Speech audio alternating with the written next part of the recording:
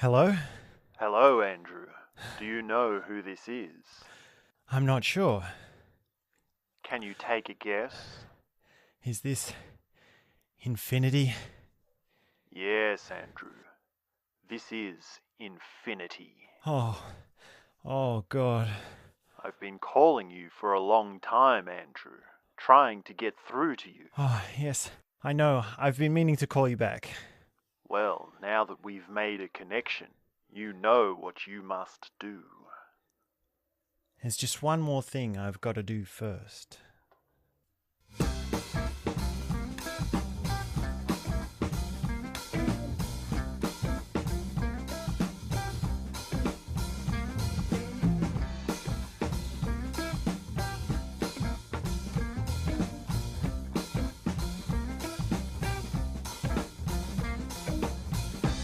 Hello, my friend. This is the Andrew Lake Podcast, and this is the last episode ever. It has been an absolute joy and fun to be speaking to you, to be speaking through these ideas, but alas, it must come to an end. As all things do, other interests come up, other projects in life come up, and it is time to set this one aside. This was a short one. I've only been doing this for 4 months, and we've made it to about episode 80-something. I think it's 87 or 88. Unfortunately, we didn't get to the big 100, but I feel like I've got enough out there to serve the purpose of my original intention. The reason I started this podcast was because I felt like I had found something. And what I found was something precious. It was like a treasure. It was something that was really important to me and very significant to me. And I felt like if I had found this, I should share it with people so that they could find it for themselves. And I think that was a fair logic. That was a fair thing to base our beginnings on. I really felt like I had to clear my name in sharing what I had found. It's like a sense of obligation. Because if you find something great and you know that that is available to everyone, it really would just be pointless not to share it with everyone. But as I got deeper into it, I realized that what I had found took too much to explain. And I also found that most people aren't ready to hear it. Most people don't want to hear it. And I realize now that if you want to hear it, you'll hear it for yourself. If you want to find it, you'll find it for yourself. And you don't need me to tell you what to do. You don't need my insights, my ideas, my philosophies, my psychologies. You don't need any of that. You just need to follow your own path of learning, your own path of transformation, your own path of coming into a greater understanding of what it means to be alive. The irony is that there is something in your pocket right now which you can use to find all the knowledge that you could possibly want. That is, if you have a smartphone in your pocket with an internet connection. Human knowledge is readily available. You are but 2 clicks away from the smartest human beings on the face of the planet. Some of the most insightful, the most well-read, the most intellectual, the most profound human beings are just right in the palm of your hands. The irony is that it would take you a very long time to recognize what an insightful human being sounds like. And unfortunately, it's unlikely that your value structure would propel you towards the importance of learning about these sorts of things. What's much more likely is that you'll stay where you are. You'll be stuck with the value structures and the knowledge that you've got, all the while walking around with the answers to all your problems in your very pocket. But it goes even deeper than that, I think. Because you don't even need to jump on the internet and learn. The answers are already inside you. And what I mean by that is, you can simply sit down and think things through for yourself, and you will arrive at ever-increasing qualities of knowledge. You'll arrive at ever-increasing profundities, ever-increasing understandings of your place in reality. And all you need to do is sit down on a cushion, cross-legged, close your eyes, and look, listen, feel what is going on in this big old dream that we call life. Now, I need to clarify what I mean by infinity, because infinity calls is one of those things that comes up in stories of self-transformation or self-realization. Infinity is basically a synonym for reality, or the absolute, or God.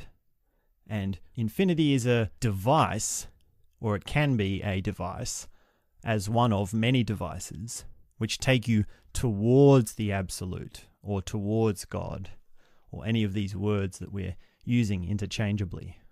Basically, the closer you get to infinity, the better you feel. Think about it for a second. This is one of the most fundamental principles of your life, which is moreness, increasingness, gainingness. These are all basically summed up quite well by this term infinity. If you're in your car, stopped at the traffic lights, the light turns green, you speed up to 100 kilometers an hour, you'll feel a rush. And that is you simulating this move towards infinity. You've gone from 0 to 100, so you're not even close to infinity. But you've got a taste of what it feels like.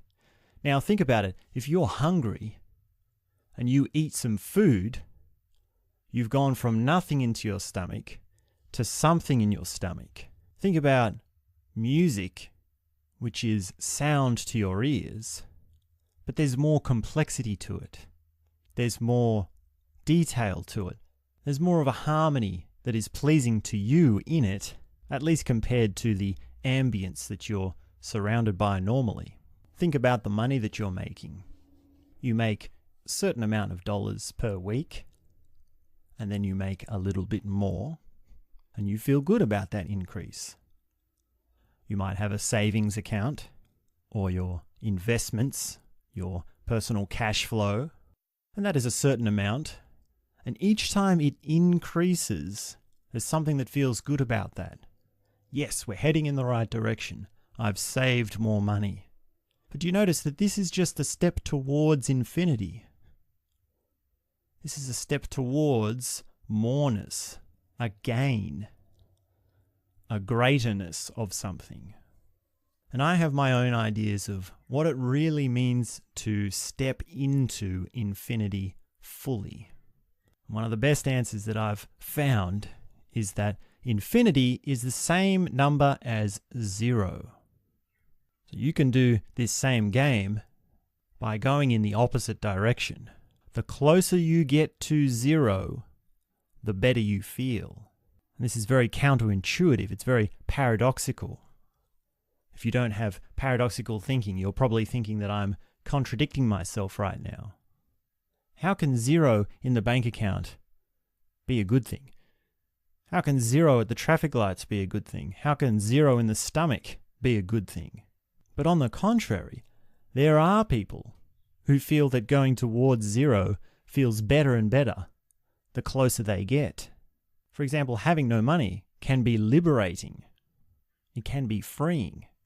There are people who make their lifestyle based on this complete separation from the money system. And speeding up to 100 kilometers an hour in your car is just an example of stimulation. If you move away from stimulation, you get closer towards 0. Staying off the internet, keeping away from movies, giving up your hard addictions, retreating from social life, retreating from public commentary. These are all things that, after of course a withdrawal period, end up being things that you are free from rather than enriched by. And as for food and being hungry, well, there are people who use fasting as a way to feel more sober. Now, you can say, I have zero food in my stomach, but is that really zero?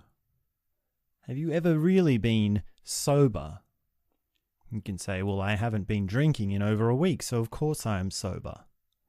Does that count as zero? And I'd say no. Some people are closer to zero than others, because you also have a diet, which you've not only had today and yesterday, but has also conditioned your digestive system, your muscles, your respiratory system, and all sorts of other biological systems that happen within you. And certain diets have certain degrees of effect on the body. And what I wager is that the closer you get to zero, as in the absence of stimulant, including food, the better you will feel. And there's also a duration to it. So the longer you are at zero, the more of a profound quality that zero has to it. And I don't mean don't eat. I just mean foods that have less of an impact on your body. There is a world of difference between a 100% plant-based raw diet and processed meats fast food diet. And I'm not saying that the raw food diet is the only diet or the best diet or the must-do diet. I'm just saying that there's a spectrum, there's a difference here. So don't take me as your diet coach. I'm really just trying to illustrate this idea of zero and how the closer you move towards it, the better you feel. One of the things that infinity and zero have in common is that they are unknown. You don't know what zero is, and you don't know what infinity is. And one of the great sayings in spiritual circles or transformative circles is that you must step towards the unknown. You must embrace the unknown. And that's what I'm going to be doing now that this podcast is finished. I'd really like to thank all my guests that have appeared on this podcast: Simon Millman, Whiskey Kisses, Blaze, Bird, Josh Rolfe, Delm, Chris GC, Drew Bourgeoisie, and Dave Goodman. These have all been wonderful people to speak with, and they all have extremely different ideas about what they're doing with their lives. I'd particularly like to mention Simon Millman, who helped me a lot with getting the podcast up and running. He gave me a lot of tips on the technical side of the podcast, getting the microphones placed and the software in order. And I'm still very clunky at it, but without Simon, I would have taken a lot longer to get started on this project. And the other person I'll mention is Delm. That was probably one of my most solipsistic moments in podcast history. But interviewing Delm gave a lot of insights into my own character and what sort of position I was in life in understanding the difference between the roles that I play and what I actually am, and how I am different to just a character in a narrative of life. So thank you, Delm, for coming onto the podcast and speaking with me. It might have seemed like there was no common theme to all the people that appeared on the podcast, but there are actually a few different things that they have in common. Granted, they do have very different interests and different ideas of how they should spend their time. The most obvious thing they all have in common is me. I knew all these people personally, in at least some capacity, before they came on. And then there is the existential truth, which rings throughout all of them, which is that they all have some idea of what life is. they can all sum up in a couple of sentences what they are doing with their life. Now, granted, there are degrees of complexity to those understandings, and there is a degree of how sure they are of their understandings, but they can all do it. They all have an existential intelligence, and that's something that you can hear if you listen to all of them. And now I'd like to look back a little bit on some of the episodes that we've had on this podcast. I won't go through all of them, but I think my favorite episode was the time travel episode. That really was something else, and I still can't get my head wrapped around it. I don't know how to make sense of explaining that. You really just have to hear it for yourself. And it was a once-in-a-lifetime thing, and I don't think anything like that will happen to me again. I was going to do Q&A for the time travel episode because I understand that when you talk about time travel, more questions come up than can be answered, and there were answers to those questions, but I didn't do a dedicated episode to the Q&A for time travel. I do wish I'd spoken more about driverless cars, because that was really something else.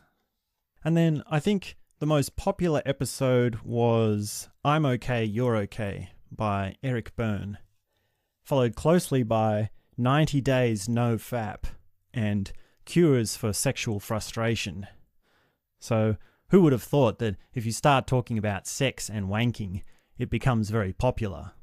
I didn't do too many of those sorts of episodes, but I think what I put in those episodes was concise, and there was a lot of insight there, so you can get a lot out of those episodes. Another really popular episode was the Gene Gebser one. So, you only think 5 things. It was one of the first episodes I ever did, I think. And that one was good because I was using a complex system and explaining it in what I thought was a simple way. I still messed up. I spelt his name wrong, and there's still mistakes all through this. For example, I can't even read a kid's books right. So I know that there's lots of mistakes, but I've never let that stop me. So those are the most popular episodes, and there's a whole range of different types of episodes. Like there's some that are more personal and autobiographical, like the year 2014 Personal Memories. That was where I read my journal and I told stories of thrill-seeking and business and these life-changing experiences and finding learning and philosophy and all these things and living in the city. And then other episodes are more psychological, like Linear Thinking Explained by Edward de Bono. And then some are super intellectual, like the Integral Theory episode. That was really what the whole point of the podcast was, in a sense. That was the deepest philosophy that I found. So the episodes leading up to the Integral Theory episode really help as a foundation for understanding integral theory. And then other episodes are more sort of self-help, personal development, sort of cheesy motivational speaking. And those, I guess those are hard to do well, and I had fun doing them for a little bit, but I like more speaking about actual psychology and actual philosophy. That's why I think I moved towards that direction more. And there's a lot of literary references, like I talk about Abraham Maslow and Viktor Frankl and Marcus Aurelius and Socrates and Steven Pinker and Sam Harris. And we did an Osho series, so that was a really good one as well. I liked the Osho series because that was me pointing you in another direction. And that was me really acknowledging that you don't need to listen to me because there are better people out there if you recognize them. There was also an episode called Recommended Public Speakers, and that was all the people on the internet that I had listened to help formulate my current knowledge, my current understanding. And really, I'm at the point now where I've gotten everything that I think I can out of the internet, and I need to look at other platforms, other methods, other modes of learning.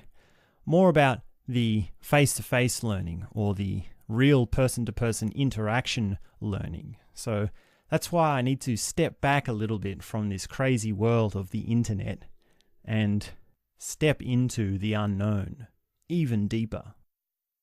We've had about 800 downloads, which is not very much. It's about 10 per episode as an average. But whether that means anyone's actually listening, I don't know. It might be that people have just clicked on it and listened to the first 3 seconds and then turned off. So I'm sure there are some episodes which no one has ever heard. I'm not sure. And we've got quite a wide audience throughout the world. Switzerland, Canada, the UK, Hong Kong, Russia, India, New Zealand. The list goes on. The second biggest audience was Australia. No surprise there because we are based in Australia. And the number one biggest audience by a whopping 42% was the United States of America. So shout out to the Americans. Thank you for tuning in, you Americans. We feel you over here on the other side of the Atlantic. I mean, I'm sure I'm going to look back on a lot of these episodes and just cringe. I mean, I'm already like that for some of them. I'm by no means articulate or coherent to any sort of high quality degree. I know about that. And in fact, there's a good chance I'm going to delete all these episodes eventually, so enjoy them while you can. I feel like it's been great to get my thoughts in order, and I can definitely feel a change in my speaking. I've created something here which I'm really proud of, because there's so many leads that you can follow up on. I've been speaking from a place of honesty. I've been speaking into my edge. I've been learning about my edge. And I really feel like I've got something that I needed to share. But I also don't want you to think that I'm quitting because I ran out of ideas or anything like that. Now, I've got this episode called The Pain of Infinite Creativity. And that's something that I've tapped into. There's a certain point that comes when you study creativity that you understand how it works. And that means that you can have an endless array of creativity. And I had so many ideas for episodes which I didn't do. Episodes about my own personal life, my own personal experiences. And there are all these psychological models that I haven't even spoken about. There are all these philosophies that I haven't even spoken about. There's just so much out there. And it's like, well, at a certain point, you know it's all out there. And do you really need to explain it? Do you really need me to explain it? You don't need to really listen to me. Like I'm not so original. There are a lot of people out there that are way better than me, much more clear than me. If you want to have insight, go listen to someone else. Go listen to Leo Gura. His content is a lot more insightful, a lot more concise, and a lot deeper than mine. Or if you don't like that, go and listen to Tony Robbins or Gary Vaynerchuk or Teal Swan. But if you don't like them and you don't want to do personal development, self-help sort of stuff, well, then you can go listen to more like spiritual teachers like Krishnamurti or Sadhguru or Osho or these sorts of people. So there's no excuse for not walking into the path of knowledge, because there's a variety of personalities out there which can suit your tastes. So my advice is find a personality and learn all about their ways of thinking. But not just one personality, multiple personalities, multiple people. Remember, you want to be multidimensional in your learning. So go and listen to someone else. That's really the only thing that I have to say. I don't think there's anyone that's listened to every episode on this podcast. I highly doubt it. And I don't know what that purpose would really serve. And I've really not had much feedback at all from the episodes that I've done. And I wish I had have heard more. I wish people would have said something. So if you're listening to this, or if you've listened to these episodes, drop me an email, or next time you see me in person, then let me know what you think. I like to think that I'm doing some sort of good, but other days I do think that I'm just roiling the water and causing more confusion. Now, I'm aware of that mechanism within me, and I'm also aware of the mechanism of self-doubt and self-judgment. So I'm very good at just saying, look, fuck it, just put it out there. Just go for it. And that's really something that feeds into my passion for creativity and my passion for sharing ideas. So I'm well aware of that mechanism, and that's why I've been able to just get on this train of talking and sharing ideas constantly. But like all things, they need to come to an end, and I've been so open-minded in my life that I've had to try lots of different things.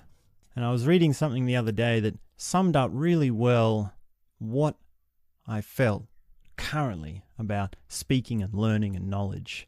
And this is from a book which we've talked about on a couple of episodes before on this podcast. It's one of my favorite books, which I come back to again and again. And it's called On the Shortness of Life by the philosopher Seneca. And this is where he's talking about developing knowledge and a way of speaking and studying philosophy. Quote, "Where is the need, I ask, to compose something to last for ages? Why not stop trying to prevent prosperity being silent about you? You were born to die, and a silent funeral is less bothersome. So if you must fill your time, write something in a simple style for your own use and not for publication. Less toil is needed if you study only for the day. Again, when my mind is lifted up by the greatness of its thoughts, it becomes ambitious for words and longs to match its higher inspiration with its language, and so produces a style that conforms to the impressiveness of the subject matter. Then it is that I forget my rule and principle of restraint, and I am carried too far aloft by a voice no longer my own." End quote. That passage really resonated with me because I could hear how he was developing a voice which was articulate and clear, insightful and knowledgeable, and how that was detracting from the direct experience of great thoughts. It's detracting from the immediate profundity that he gets from being quiet, from observing reality for himself. And it's a great toil to try and express the magnitude of peak experiences. And it takes away from the experience if you let those words become grandiose and complex and all fanciful. And that's really all talking is. It's just talking. It's just fanciful blabbering. It's disconnect from the experience. It's a narrowing of the experience. And talking really isn't my forte, despite what you might think. I'm a very quiet person normally. I'm very introverted, and I like to be by myself and just enjoy the company that I have with my surrounds. And I've explained enough how meaningful sensory perception expansion has been. What that means is seeing things more clearly through the eyes, hearing sounds more crisply, tasting food more deeply, and just generally getting a richness out of life, a joy out of life. So I want you to take my resignation from this podcast as my commitment to stepping ever deeper into that life. And I will be on the path, make no doubt about it. In fact, by the time you hear this, I will be long gone, because I pre-record these episodes, and I'll be off into the unknown, stepping ever deeper towards infinity, towards zero, leaving behind everything that I've thought, leaving behind everything that I've felt before. And sadly, it also means leaving behind all the relationships that I've had. And so now, when we come to the close, I'd like to share with you some music. So this is from the album Southerly Change. I'm on this album. I played keyboard. It was quite hard to keep up with these guys because I had sort of already left the music world by the time I'd been roped into this project. And it's such a huge band. There's such incredible musicians. We've got these African drummers. We had Matty Sykes on drums. Simon Millman, who appeared on the podcast, he plays bass and is a producer. There's also Andrew Fedorovich, Nick Garbett, Nick Coombs, Mick Einfeld. I think that's how you pronounce his name. Is that how you pronounce your name, Nick? Let me know. There's also Nello on harmonica. Oh man, the harmonica solos on this is absolutely killer. I just love Nello and what he does on these. And Sophie Chapman as well on trombone. There's a few other people I've forgotten because it's such a large band. But the lead singer is the one and only Benny Flower. So Benny, so glad to be sharing your music with everyone right now. And I'll leave you with a few tracks from this album. And let me just say these closing remarks that it has been a joy to be speaking to you. I've loved every second of it. Make sure you stay healthy. Keep meditating. Keep reading books. Keep finding out about knowledge. Keep learning. You can do it. Have a beautiful day. Love each other. Be kind to one another. Just feel the joy of life. Step into a relationship with reality. You can do it. And now, time for me to step aside. And here we go with these final tracks from Southerly Change. And remember that music is everything. Everything is music. So here we go!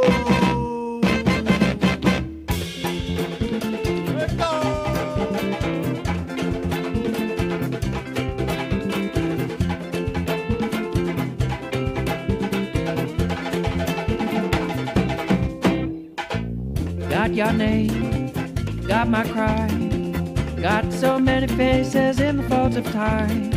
And time keeps moving but the folds begin to grow. I hope those I forget don't outweigh those I know. And I hope if I grow old, I act younger but I learn from what I'm told. I hope if I grow old, I act younger but I learn from what I'm told.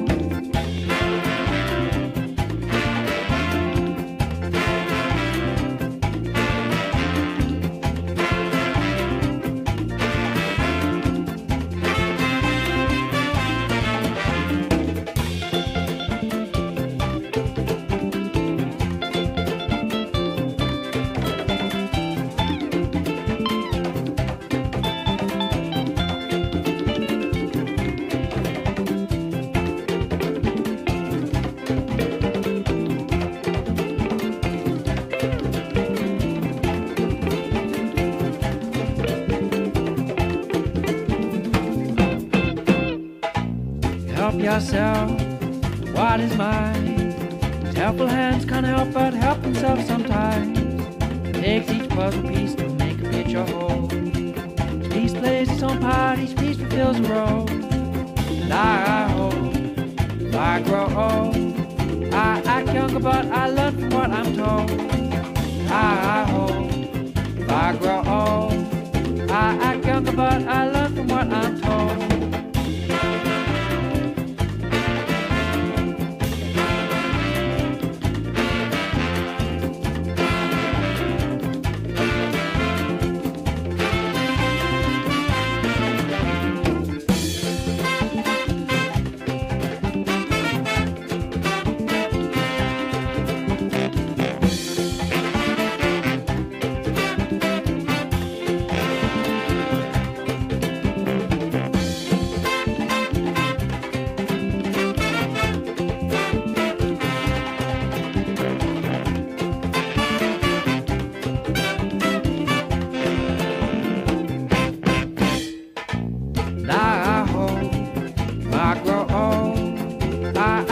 But I learn from what I'm told. And I hope if I grow old, I act younger but I learn from what I'm told.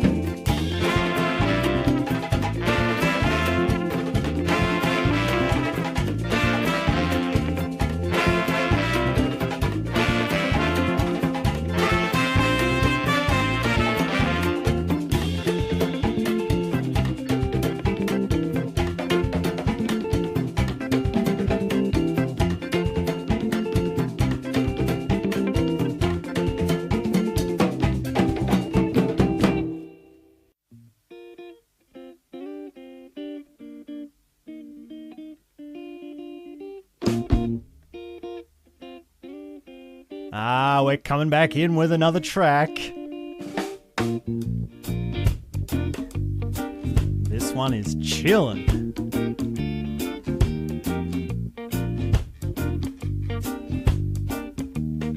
Wisdom in words. You put wisdom in words. Now it's time for me to hold the lies. She gave hints of what she'd heard. She coaxed him to the cleaners. Now shiny in your home. We'll keep this down the line. Don't wanna hear these lies. No, I hold the lies. Hold them, hold them. Hold the lies. Hold them, hold them. Hold the lies. Hold them, hold them. Hold the lies, hold them, hold them.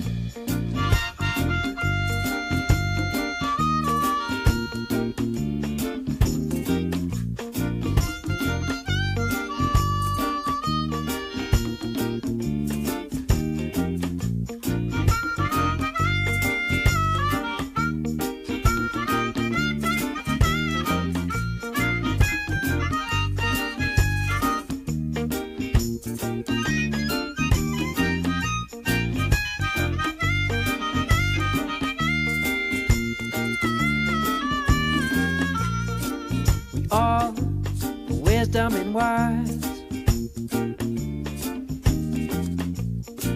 We keep our true thoughts from being heard.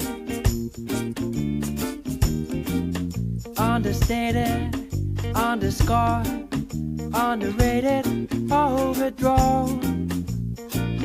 Hear the truth as it blurts out silence.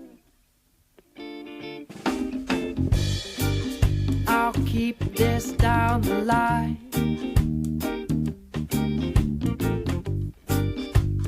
Don't wanna hear these lies.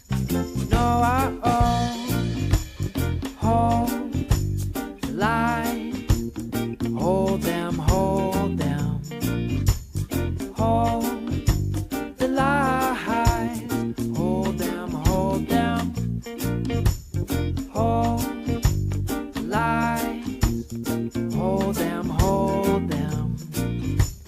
Hold the lies, hold them, hold them.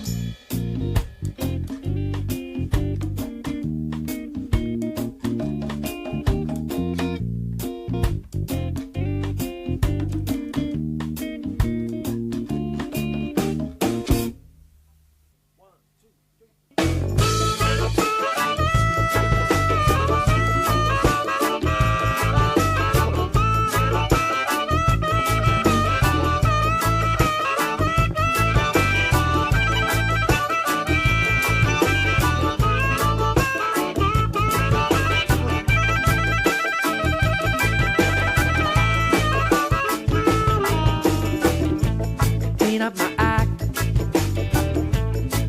like it's clean. What you see's what you get. It's yet to be seen. Set the scene of the tide. Shore with no tell. Just a telltale into a trail. Limping home on the toe. And I'll let loose a rope. Hope this sink and feel and flow. Hold up this rock.